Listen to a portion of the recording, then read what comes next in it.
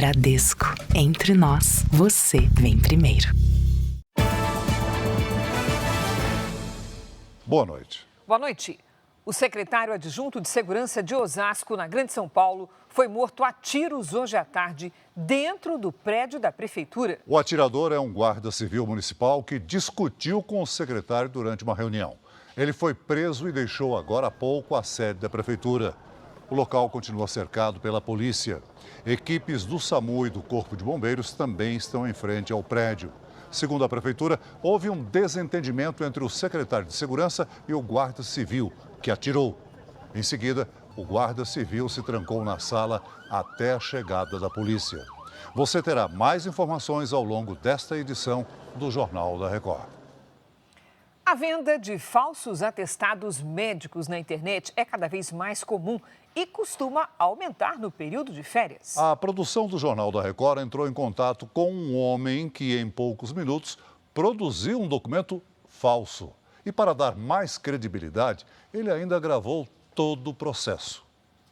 Numa rede social, na página chamada É Golpe, a venda de atestados médicos falsos tem tabela de preços que varia de acordo com a quantidade de dias de afastamento. O estelionatário faz o documento numa chamada de vídeo.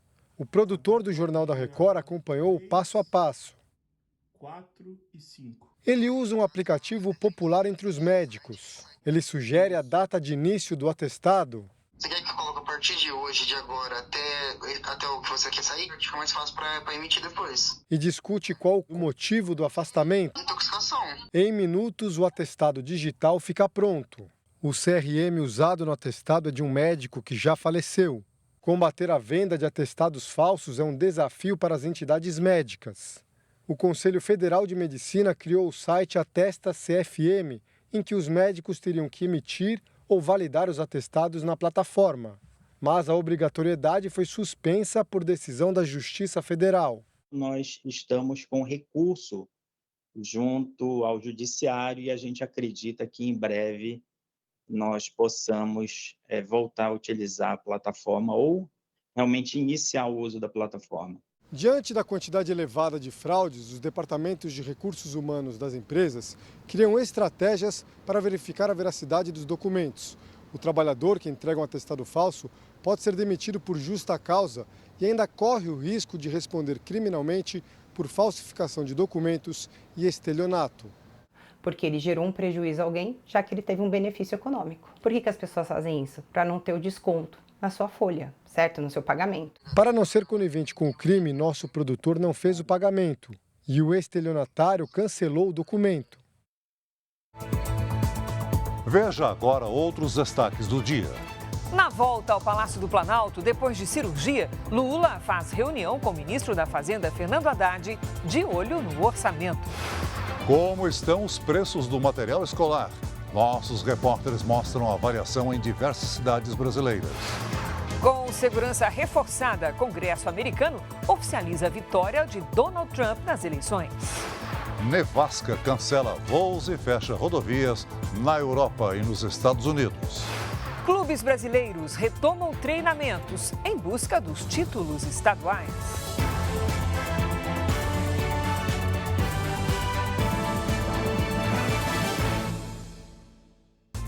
Oferecimento Bradesco. Entre nós, você vem primeiro.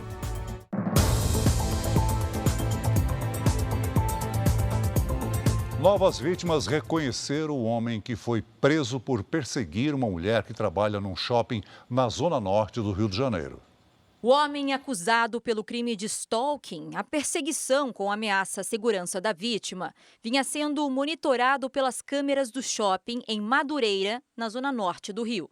Douglas Leite Silva, de 33 anos, demonstrou resistência, mas foi preso em flagrante no sábado. Hoje, a justiça converteu a prisão em preventiva. Douglas foi denunciado por uma mulher que se disse vítima de assédio desde outubro, quando passou a ser perseguida por ele dentro do trabalho em uma loja no shopping. Ele passou a frequentar outros locais que ela também frequentava, como a academia. Ali ele assediou outras pessoas e até então conseguiu ser expulso do local. Os crimes de stalking são mais comuns do que a gente imagina. A cada 2 horas, um caso é registrado no Brasil. No ano passado, foram feitas mais de 4.000 denúncias.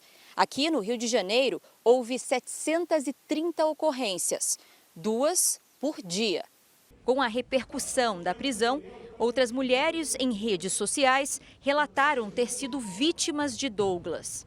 Uma delas contou que ele enviava várias mensagens e que teve medo quando o denunciado dizia estar no metrô e queria acompanhá-la até em casa. Outra reconheceu Douglas na academia e descreveu o comportamento dele como insuportável e que, por isso, reclamou na recepção. Douglas negou as acusações. A Polícia Civil pede que essas pessoas compareçam ao 29DP para que sejam ouvidas e para que a gente possa encaminhar tudo com a investigação ao Ministério Público. O stalking passou a ser crime em 2021. Ele pune a pessoa que persegue uma outra de forma constante, ameaçando a integridade física ou psicológica e perturbando a liberdade e privacidade da vítima, seja pessoalmente ou via internet. A mulher suspeita de matar 3 pessoas da mesma família com um bolo envenenado está detida no presídio feminino de Torres, no litoral gaúcho. Ela teria colocado arsênio na farinha usada para preparar a receita, servida em uma comemoração de Natal. Deise Moura dos Anjos, de 42 anos, foi presa na noite de domingo.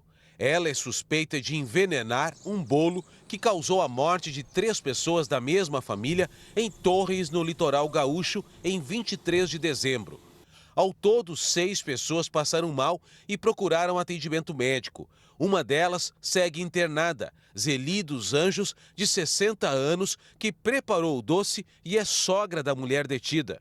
Segundo a polícia, a motivação para o crime seria uma rixa familiar antiga entre a suspeita e a sogra. Testes laboratoriais apontaram uma alta concentração de arsênio, um elemento altamente tóxico, na farinha utilizada no preparo do bolo. A hipótese de envenenamento é inquestionável para o Instituto Geral de Perícias. Os níveis de arsênio dessas amostras são tão elevados que são considerados tóxicos e letais. E isso explica a causa da morte. Dados extraídos do telefone da suspeita mostram que houve busca na internet por informações sobre o veneno. São provas robustas de que sim, há fundadas razões para que ela tenha participado desse triplo homicídio.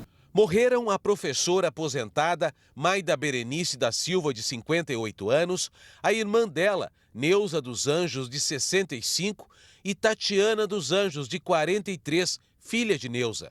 Todos os corpos passaram por perícia no Instituto Médico Legal da capital gaúcha. Deise foi encaminhada a um presídio estadual feminino de Torres. A defesa informou que só vai se manifestar quando tiver acesso integral à investigação em andamento. No Piauí, subiu para 3 o número de mortes por envenenamento na mesma família. A última vítima é uma menina de 3 anos. Lauane da Silva estava internada desde o dia 1º, quando a família consumiu arroz que estava envenenado com um pesticida.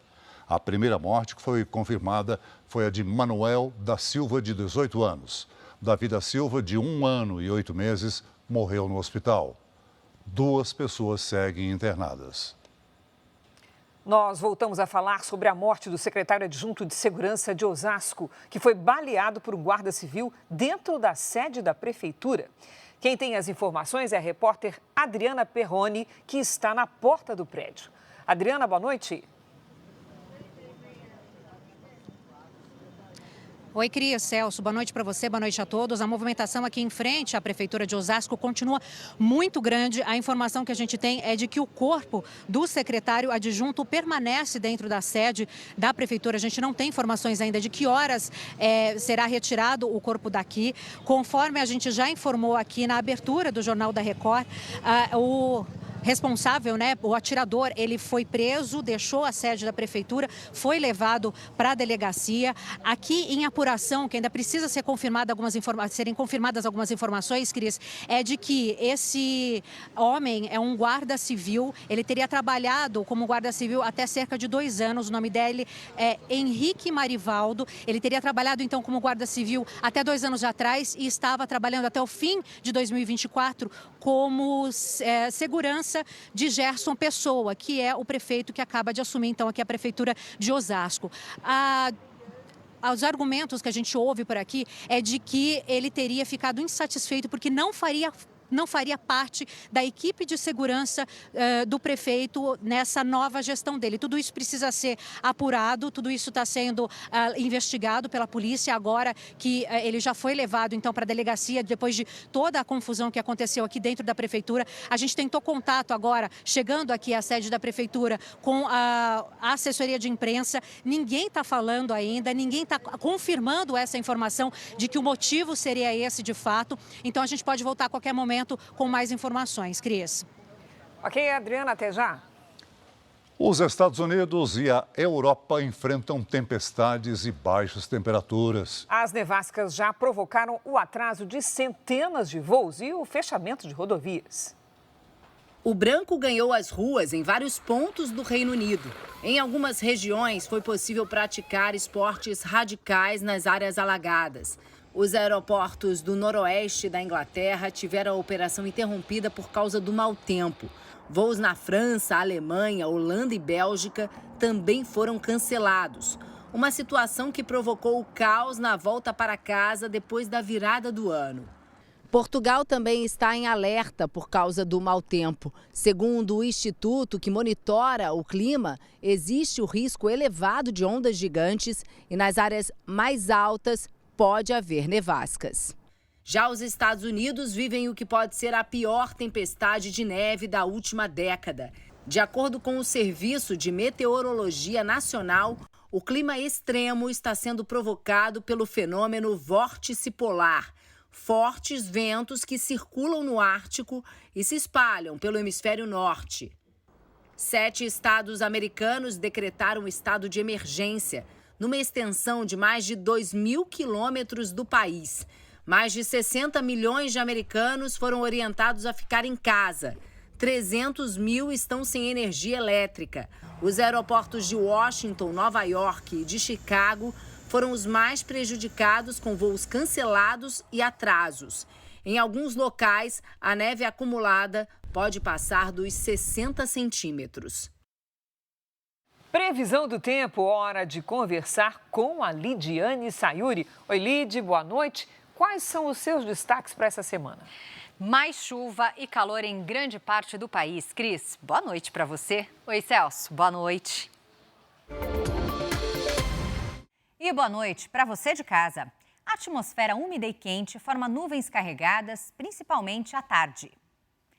Em São Paulo, até o fim de semana, as pancadas vêm com raios e trovoadas. A quantidade de água pode causar alagamento.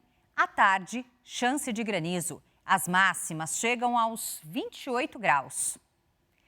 Hoje choveu muito sobre os estados do Pará, Piauí e da Bahia. Nas imagens de satélite, essas manchas coloridas são os pontos com temporais neste momento na região Nordeste. Amanhã tem previsão de chuva em quase todo o país. E essa chuvarada é causada pelo corredor de umidade, chamado de Zacas. Esse sistema meteorológico persiste por vários dias sobre uma região, o que causa altos volumes de água. Os maiores volumes devem cair sobre os estados destacados. Nas capitais Cuiabá e Teresina, os temporais vêm com queda de granizo. No giro de temperaturas, terça à tarde com 29 graus em Porto Alegre e em Manaus, 32 no Rio de Janeiro, 25 em Goiânia e até 34 em Salvador. Tempo delivery. O Paulo é de Sobral, Ceará. Oi, Paulo. Durante essa semana tem previsão de chuva todos os dias no fim da tarde. As máximas ficam entre os 29 e os 31 graus. A Afra é de Ipatinga, Minas Gerais. Bem-vinda, Afra. Mais uma semana com chuva forte e volumosa. É alto risco para alagamentos e enxurradas. E mesmo com chuva, o tempo segue abafado, com até 28 graus. Faça como eles e participe do Tempo Delivery. Mande uma mensagem pelas redes sociais com o nome de uma cidade e a hashtag você no JR. Cris, Celso. Obrigada, Lidy. O mês de janeiro pesa no orçamento das famílias. IPVA, IPTU, a matrícula nos colégios e, é claro, os materiais escolares. E na hora da compra, é importante ficar atento aos preços, que variam muito entre itens parecidos e também de acordo com as capitais.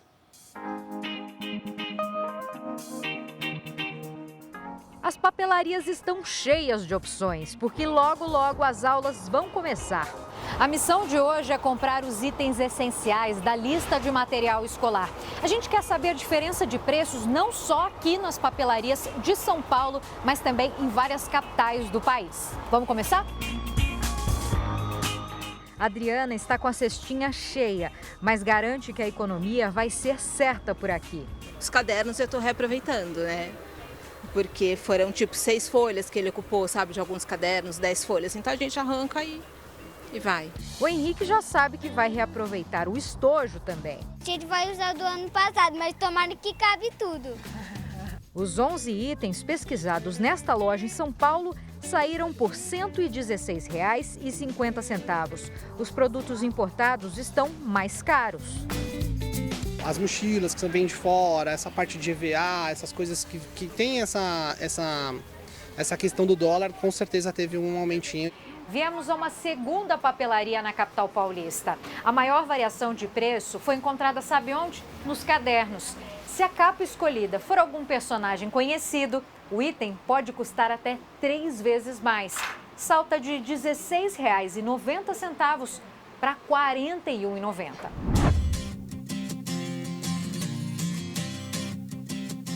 Em Salvador, o caderno também virou vilão da lista de material escolar. O reajuste foi impulsionado pela alta da celulose, matéria-prima do papel. O preço do caderno de uma matéria sofreu um aumento de 20% em relação ao ano passado.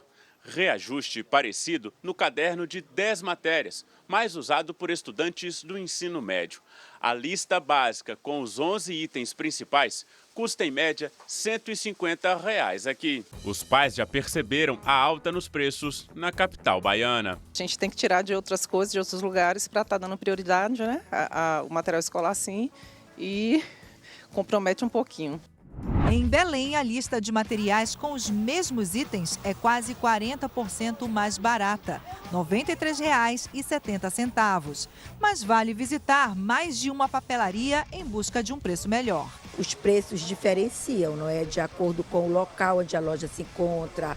Temos que procurar para economizar. Nos últimos 12 meses, quase todos os itens da lista de material escolar tiveram aumento acima da inflação na capital paraense. Nesta loja, o que mais subiu de valor foi a caixa de lápis de cor com 12 unidades, de R$ 18,50 para quase R$ 20. Consegue, dependendo do valor de custo, a gente consegue diminuir. Refaz o orçamento, envia de novo. E se chegar no padrão, a gente finaliza. Vale também apostar nas vendas online para atrair a clientela. A gente ganhar tempo para o nosso consumidor. Esta loja em Belo Horizonte também aproveitou a internet para aumentar as vendas. A Carolina conseguiu 15% de desconto ao pagar à vista. A minha tática é começar já a ter tipo um caixinha do material escolar. Aí lá para agosto, setembro, você já começa a pensar. Pela internet, a lista básica de materiais com 11 itens sai por R$ 111,36. Apesar das lojas online serem atrativas, é importante ficar de olho no prazo de entrega e no valor do frete, além, é claro, de pesquisar em diferentes sites. De acordo com a Associação Brasileira de Fabricantes e Importadores de Materiais Escolares, neste ano as listas vão estar entre 5% e 9% mais caras que em 2024. Em Campo Grande, a Natália veio garantir o material escolar dos filhos e sentiu que a lista ficou mais cara. Isso é visível, né? Muita coisa, mas uma coisinha ou outra se encontra ainda a um bom preço. Aqui em Mato Grosso do Sul, as aulas na rede pública começam só na segunda quinzena de fevereiro, mas nesta loja A procura pelo material escolar teve início antes da virada de ano. Essa tesoura aqui, tradicional, sem ponta, custava R$ 13,00 em janeiro do ano passado. Agora está R$ 13,80. Ainda assim, os preços não tiveram grandes reajustes, porque o estoque foi garantido meses atrás, quando o dólar ainda não estava tão elevado. E dessa forma, a lista completa sai por R$ 95,21. Tem que pesquisar, porque senão paga muito caro e é muito material. Começo de ano é complicado. Ainda hoje, novas informações sobre a morte do secretário adjunto de Segurança de Osasco, Adilson Moreira, assassinado por um guarda civil. O agente autor dos disparos foi levado para a delegacia central da cidade e está prestando depoimento. Lula cancela férias de Fernando Haddad para tratar votação do orçamento de 2025. Congresso dos Estados Unidos oficializa a vitória de Donald Trump nas eleições presidenciais. A balança comercial brasileira fechou 2024 com o melhor resultado em 35 anos. O saldo positivo foi de mais de 74 bilhões de dólares. O valor é a diferença entre tudo que o Brasil exporta e o que o país importa. Soja, derivados de petróleo, minério de ferro, carnes e celulose lideraram as exportações brasileiras. Analistas de mercado apontam que a taxa básica de juros chegue aos 15% ao ano até o final de 2025. Hoje a Selic está em 12,25%. Já a estimativa de inflação é de 4,99%, portanto, bem acima do teto da meta, que vai até 4,5%. Para o dólar, o mercado estima a cotação de R$ 6,00 até o final do ano. Estes dados são do Boletim Focus do Banco Central. O Congresso americano formalizou hoje a vitória eleitoral de Donald Trump. A posse está marcada para o dia 20 de janeiro. As caixas dos colégios eleitorais dos estados americanos chegaram à sessão sob escolta. Os votos foram lidos em voz alta. A cerimônia conjunta da Câmara e do Senado durou cerca de 30 minutos. Para ser eleito, um candidato precisa de 270 votos. Donald Trump teve bem mais que isso, 312, contra 226 da candidata derrotada Kamala Harris, que presidiu a sessão de hoje. O vice da chapa vencedora, J.D. Vance, foi aplaudido quando Kamala anunciou a vitória dele sobre o democrata Tim Walz. Donald Trump não participou da cerimônia de certificação. Pelas redes sociais, o presidente eleito afirmou que esse é um grande momento na história. O próximo passo é a posse, marcada para 20 de janeiro. Depois da cerimônia, Kamala Harris afirmou que a transferência de poder vai ser pacífica. Pelas redes sociais, Trump disse que Biden está fazendo todo o possível para tornar a transição de governo o mais difícil possível. Veja a seguir. Polícia Civil de São Paulo investiga como criminosos usavam senhas do sistema de inteligência da PM para praticar roubos. E no esporte, grandes clubes voltam aos treinos para a nova temporada do futebol brasileiro.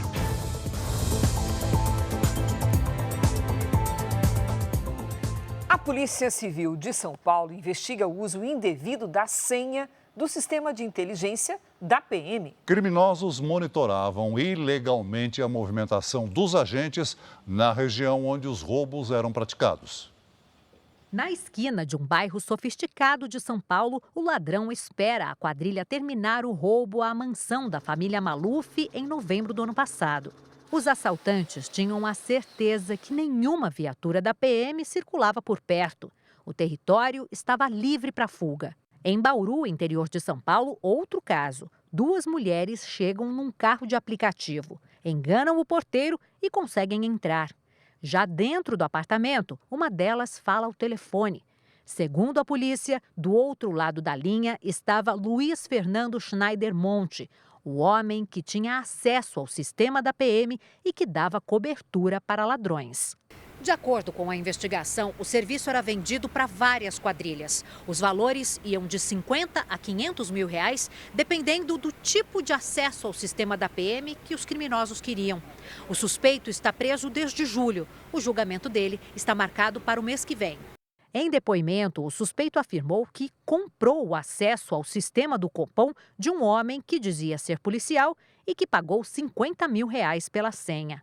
Na casa de Luiz, a polícia encontrou um computador conectado ao sistema da PM. No celular dele, havia conversas com os ladrões que tinham contratado os serviços dele para invadir a casa de um médico num bairro de alto padrão de São Paulo. O criminoso envia o endereço da vítima e Luiz responde: "Tá suave, nada demais, 14 minutos de onde vocês vão agir." Esses 14 minutos seriam o tempo que a viatura mais próxima levaria para chegar ao local. Em outro caso, Luiz orienta ladrões sobre qual o melhor horário para invadir a residência. 8 horas no mínimo. Ele ainda não foi condenado, ele aguarda um julgamento justo. A gente entende que o quanto antes os fatos serão esclarecidos. Ele nega as acusações. Referente à compra de logins, acessar o sistema da polícia, ele também desconhece. Em nenhum momento a autoridade policial comprova que sistema que ele acessou, qual senha que ele utilizou, qual login. Invadir o sistema de segurança, o sistema de informações de uma instituição policial, eu não conheço precedente no mundo que tenha uma indicação semelhante. É de um perigo, de um grau de dano imensurável.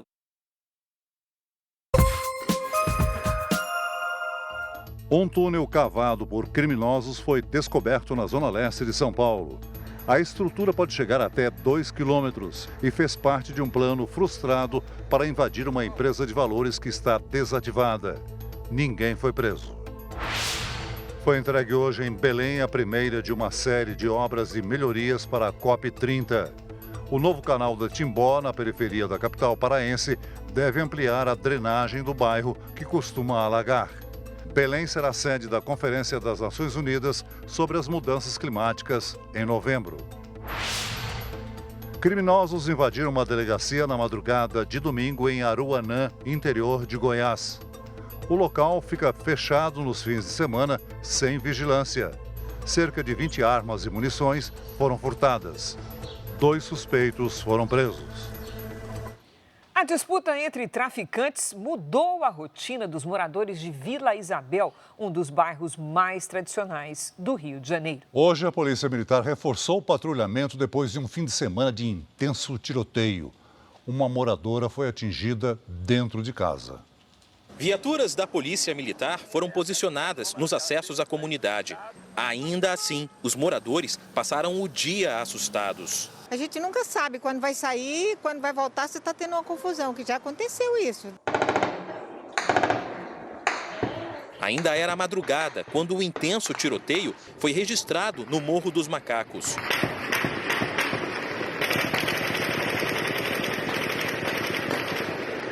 Da janela de casa, moradores acompanhavam o confronto. A guerra começou aqui no Morro dos Macacos, em Vila Isabel. Muitos tiros de calibre pesado. Este homem se jogou no chão para tentar se proteger. Um morador registrou quando um disparo atingiu a árvore em frente à varanda de casa. Chegou nas árvores. Este projétil foi encontrado quando funcionários de uma clínica veterinária chegaram para trabalhar. Balas perdidas também atingiram janelas de apartamentos da região.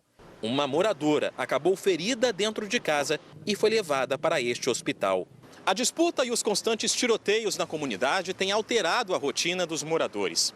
No bairro, considerado o berço do samba, o medo já afastou frequentadores de bares e restaurantes. Até a escola de samba Unidos de Vila Isabel chegou a suspender no mês passado um ensaio de rua, por causa da violência. Dados do Instituto Fogo Cruzado mostram que o Morro dos Macacos teve quase 5 vezes mais tiroteios no ano passado em relação ao ano anterior. Foram 80 confrontos. A região possui uma unidade de polícia pacificadora desde 2010. Mas para este especialista, é preciso haver reforço especial no policiamento. O tráfico sabe que aquele complexo é de difícil ação das polícias e uma operação ali tem que ser feita pelas tropas especiais, porque a resistência vai ser grande, porque tem interesse de todas as facções naquele espaço.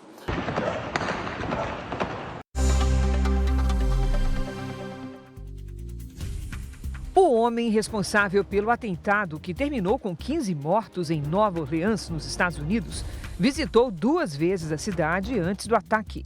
Segundo a polícia, ele também usou um óculos que grava imagens para planejar o ataque. O primeiro-ministro do Canadá, Justin Trudeau, renunciou ao cargo depois de semanas de pressão por causa do aumento dos preços e da política de abertura à imigração no país. Trudeau permanece no posto até a escolha de um substituto. Até outubro estão previstas novas eleições no Canadá. Nas pesquisas, os conservadores lideram as intenções de votos por até 20 pontos de diferença. Já na Áustria, o presidente do país pediu ao líder do partido de direita para tentar formar um novo governo. O Partido da Liberdade venceu as eleições em setembro, com quase 30% dos votos, mas ficou de fora do poder. Se as negociações avançarem, será a primeira vez desde a Segunda Guerra que o país terá um governo liderado pela direita. A Venezuela rompeu relações diplomáticas com o Paraguai pelo apoio do país ao líder da oposição, Edmundo González Urrutia. Hoje, ele se encontrou com o presidente dos Estados Unidos. A reunião na Casa Branca aconteceu a portas fechadas. Na saída, Urrutia disse que teve uma conversa proveitosa com o presidente Joe Biden e agradeceu pelo apoio do governo americano na luta para a recuperação democrática da Venezuela. Urrutia afirmou ainda que está em contato com a equipe do presidente eleito Donald Trump. O líder da oposição venezuelana pretende voltar ao país para tomar posse como presidente no lugar de Nicolás Maduro. O ditador declarou vitória nas eleições de julho sob denúncias de fraude e sem apresentar as atas eleitorais com a contagem dos votos. A posse está marcada para sexta-feira. Pelas redes sociais, Urrutia pediu ajuda das Forças Armadas que atualmente apoiam o governo. Já o ministro do Interior afirmou que ele vai ser preso se colocar os pés na Venezuela. Ministro de Israel critica o governo brasileiro que abriu uma investigação sobre o soldado israelense que passava férias no Brasil. Ele disse que a atitude de Lula não representa os brasileiros. O soldado reservista Yuval Vagdani, de 21 anos, já deixou o Brasil. Ele contou com o apoio do Ministério das Relações Exteriores de Israel para sair do país. O militar foi alvo de investigação federal após pedido feito pela ONG pró-Palestina Fundação Hind Rajab, uma entidade ligada a grupos terroristas segundo o governo israelense. Um dos seus criadores negou a existência do Holocausto, que matou 6 milhões de judeus, e elogiou o ataque às Torres Gêmeas nos Estados Unidos. Este cientista político, especializado em conflitos no Oriente Médio, ressaltou que a fonte de denúncia não é confiável e não deveria ter sido levada em consideração. Porque a denúncia contra esses israelenses foi feita por uma organização cujos fundadores eles têm um histórico claro de apoio ao Hamas, ao Hezbollah, a grupos terroristas que querem a destruição de Israel. Hamas e Hezbollah agem juntos e pregam a destruição do Estado de Israel. Para o especialista, o antissemitismo, que é um sentimento de ódio contra os judeus, tem incentivado atitudes equivocadas de vários governos, entre eles o Brasil. Alguns israelenses estavam tendo certo temor de vir para o Brasil por conta do aumento dos casos de antissemitismo no país, que cresceram cerca de 1000% em um ano. Israel até tinha lançado um alerta de viagem. Esse alerta ele foi reduzido no final do ano passado e agora, com essa medida, de fato, a gente vê que mais israelenses têm esse medo de virem para o Brasil e terem a sua liberdade cerceada dessa maneira. O ministro da Diáspora e do Combate ao Antissemitismo, Amihai Shikli, publicou uma carta onde criticou a investigação sobre supostos abusos cometidos na faixa de Gaza. Lula não representa o povo brasileiro, que em sua maioria simpatiza com Israel e se opõe ao terrorismo, escreveu. Autoridades e políticos israelenses argumentam que Israel tem o direito de se defender quando é atacado. E foi o que aconteceu quando terroristas do grupo Hamas invadiram o país e mataram mais de 1.200 pessoas e fizeram 251 reféns. E o Hamas mantém os ataques. Hoje lançou foguetes contra Israel.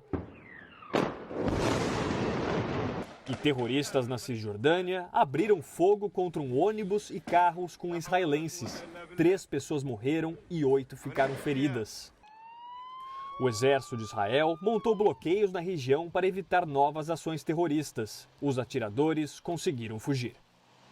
O presidente Lula voltou a despachar hoje no Palácio do Planalto. Vamos então a Brasília com Luiz Fara Monteiro. Boa noite, Fara. Oi, Celso. Boa noite a você, a Cris e a todos que acompanham o Jornal da Record. O presidente retorna em meio à preparação da cerimônia que marca os 2 anos do 8 de janeiro e as discussões sobre uma possível reforma ministerial. Foram 26 dias longe do Palácio do Planalto desde a cirurgia de emergência para drenar um sangramento na cabeça. Um dos compromissos desta semana é a cerimônia do dia 8 de janeiro, sobre os 2 anos da invasão às sedes dos 3 poderes. Os presidentes da Câmara, Arthur Lira, e do Senado, Rodrigo Pacheco, ainda não confirmaram presença. As possíveis ausências podem ter ligação com os impasses sobre a liberação das emendas parlamentares. Para algumas lideranças políticas, o evento adquiriu um tom partidário. Lula tem discutido uma reforma ministerial que pode começar na Secretaria de Comunicação. O presidente deve se encontrar esta semana com Sidônio Palmeira, marqueteiro da campanha e principal cotado para assumir a SECOM no lugar de Paulo Pimenta, que pode ir para a Secretaria-Geral da Presidência. Lula quer fazer trocas que garantam uma base de apoio dentro do Congresso Nacional depois das eleições da Câmara e do Senado em fevereiro. A vaga de ministro das Relações Institucionais é cobiçada pelos partidos do Centrão. Uma possibilidade discutida é Alexandre Padilha ser realocado no Ministério da Saúde. O presidente pode ceder espaço ainda para o presidente da Câmara, Arthur Lira. Lira é cotado para o Ministério da Agricultura. Já o presidente do Senado, Rodrigo Pacheco, pode ser indicado para a pasta da Justiça. O presidente Lula cancelou as férias do ministro da Fazenda por causa da alta do dólar e da votação do orçamento no Congresso. Fernando Haddad descansaria até 21 de janeiro, mas o presidente Lula quer o ministro da Fazenda por perto até a votação do orçamento deste ano. Deputados e senadores deveriam ter aprovado o texto ainda em dezembro, mas a votação do pacote de corte de gastos era a prioridade. A lei orçamentária anual prevê mais de 5,8 bilhões de reais em receitas e despesas, ou seja, déficit zero. A votação deve acontecer com a retomada dos trabalhos dos parlamentares no início de fevereiro. Até lá, o governo só pode gastar em despesas essenciais ou obrigatórias, como o pagamento de salários do funcionalismo e de benefícios da Previdência Social. O orçamento foi o principal tema da reunião de hoje do ministro da Fazenda com o presidente Lula aqui no Palácio do Planalto. O encontro serviu também para discutir outras pautas que devem ser analisadas pelo Congresso, como a isenção de imposto de renda para quem recebe até R$5 mil por mês. Fernando Haddad descartou o aumento do IOF, Imposto sobre Operações Financeiras, para evitar a saída de dólares do país e, com isso, segurar a cotação da moeda americana. Nós tivemos um estresse no final do ano passado, no mundo todo. Hoje mesmo, o presidente eleito dos Estados Unidos deu declarações de que, moderando, né, determinadas propostas que foram feitas ao longo da campanha. Então, é natural que as coisas se acomodem. Mas não existe discussão de mudar regime cambial no Brasil. Nem de aumentar imposto. Nem de aumentar imposto com esse objetivo. Hoje, a moeda americana fechou em R$ 6,11, queda de 1,14%. A Justiça Militar enviou ao Supremo Tribunal Federal a investigação sobre a participação de 4 coronéis no suposto plano de golpe de Estado. Eles teriam elaborado uma carta para pressionar o comandante do Exército a participar da ação depois das eleições presidenciais. O Clébio Cavagnoli tem as informações ao vivo. Olá, Clébio, boa noite. Olá, Fara. Boa noite a você e a todos que nos acompanham. O juiz declarou, Fara, que a Justiça Militar não tinha competência para julgar o caso.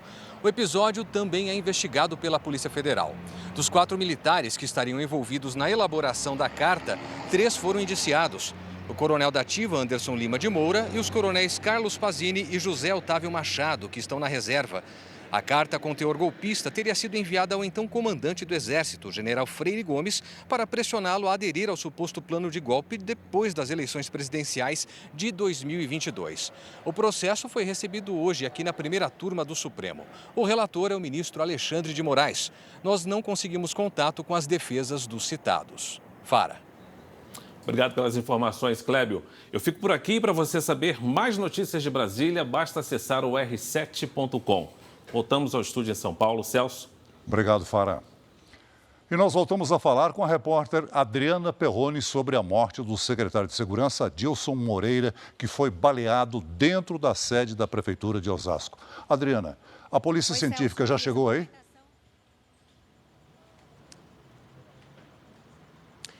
Oi, Celso. Sim, já chegou. Chegou por volta das 8h10 da noite. A movimentação continua muito grande aqui em frente à sede da Prefeitura. Então, agora será feito o trabalho de perícia no local do homicídio, onde, inclusive, está o corpo do secretário adjunto de Segurança, Adilson Custódio Moreira. A arma usada no crime está no local e será recolhida pelos peritos. Agora, Celso, tudo teria acontecido em uma reunião entre Adilson Custódio e guardas civis metropolitanos. Durante uma discussão, um dos GCMs, então, manteve o secretário refém em uma sala. Segundo uma nota enviada pela Prefeitura, ele, antes de atirar no secretário, ele teria trancado as portas da sala e feito, inclusive, barricadas para impedir a entrada de outras pessoas no local. Testemunhas afirmam que ouviram vários tiros, mas tudo isso, claro, vai ser apurado a partir de agora, inclusive no trabalho de perícia que está sendo feito lá dentro. O Guarda Civil Metropolitano, como a gente já informou, ele se entregou após um trabalho de negociação feito pelo GAT, que é o Grupo de Ações Táticas Especiais da Polícia Militar, e a polícia agora quer saber, então, o porquê. Por que ele atirou no secretário adjunto? A informação que a gente tem, funcionários aqui dizem informalmente que ele teria ficado insatisfeito porque seria exonerado pela nova gestão. Mas, claro, tudo isso vai ser confirmado em uma investigação que começa a ser feita agora, a partir do testemunho dele, que vai ser colhido lá pelo delegado. O prefeito aqui de Osasco, Celso, ele fez um post na rede social, ele disse que está consternado com essa situação e disse que vai acompanhar, então, a família do Moreira e oferecer todo o suporte necessário nesse momento de dor. Então, esse é o post feito por Gerson Pessoa. Volto com vocês no estúdio. Agora o futebol 2025 já está na chamada pré-temporada, em que os times se preparam para as competições do ano. E o Bruno Lohans vai nos contar mais sobre esse início de trabalhos. Ei, Bruno, boa noite. Todo mundo correndo atrás. Tem que ser, né, Cris? Boa noite para você, Celso. Boa noite para todos que nos assistem também. Muitos clubes já estão em campo fazendo exercícios e treinando para os estaduais. Aqui em São Paulo, o Palmeiras, atual tricampeão paulista, reuniu o elenco pela primeira vez no ano. De norte a sul, já tem jogador suando a camisa para a temporada 2025. Ceará, Sport e Juventude já estão treinando pesado. O Cruzeiro chegou aos Estados Unidos, onde vai participar de um torneio de pré-temporada. Em São Paulo, a torcida do Palmeiras ficou na frente do centro de treinamento, de olho na reapresentação do time. A presidente do clube, Leila Pereira, acompanhou de perto a volta dos jogadores.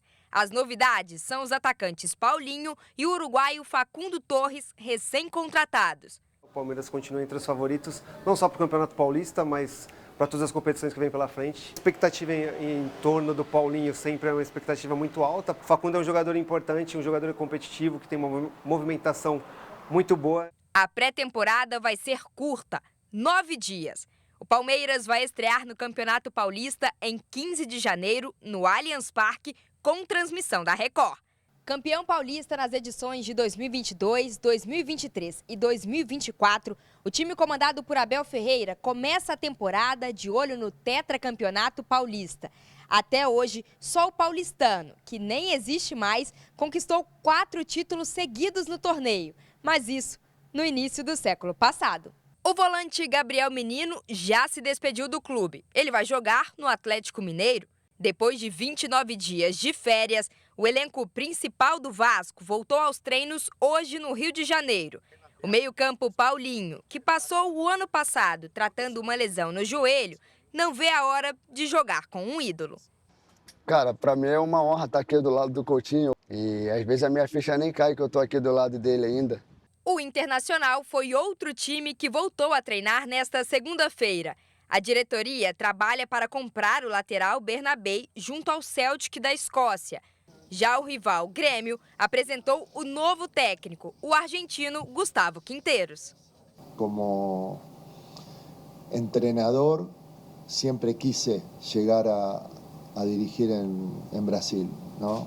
Me gusta competir, a todos nos gusta ganar, a mí me gusta ganar, quiero ganar en Grêmio, ojalá que pueda ser así. E se o mercado está agitado, vamos atualizar as contratações dos clubes para esse ano. 3 times oficializaram novos reforços hoje. O goleiro Marcelo Pitaluga, de 22 anos, vai para o Fluminense. Ele foi formado no clube e estava no Liverpool, da Inglaterra. O Red Bull Bragantino anunciou a chegada do meia-atacante Lucas Barbosa, de 23 anos. O último clube de Lucas foi o Juventude. Aos 35 anos, o experiente lateral Reinaldo, que estava no Grêmio, chegou para reforçar o Mirassol. Estou chegando aqui para ajudar ainda mais esse clube a crescer ainda mais. As novidades não param, todos os times buscando reforços. Essas foram as notícias do esporte hoje. Cris e Celso. Valeu, Bruno. Ok, Bruno. O Jornal da Record de hoje termina aqui. Essa edição na íntegra e também a nossa versão em podcast estão no Play Plus e em todas as nossas plataformas digitais. E à 00:30 tem mais Jornal da Record. Você fica agora com a novela Força de Mulher e logo depois de Gênesis está de volta a série Reis. Você não pode perder? Ótima noite para você. Boa noite.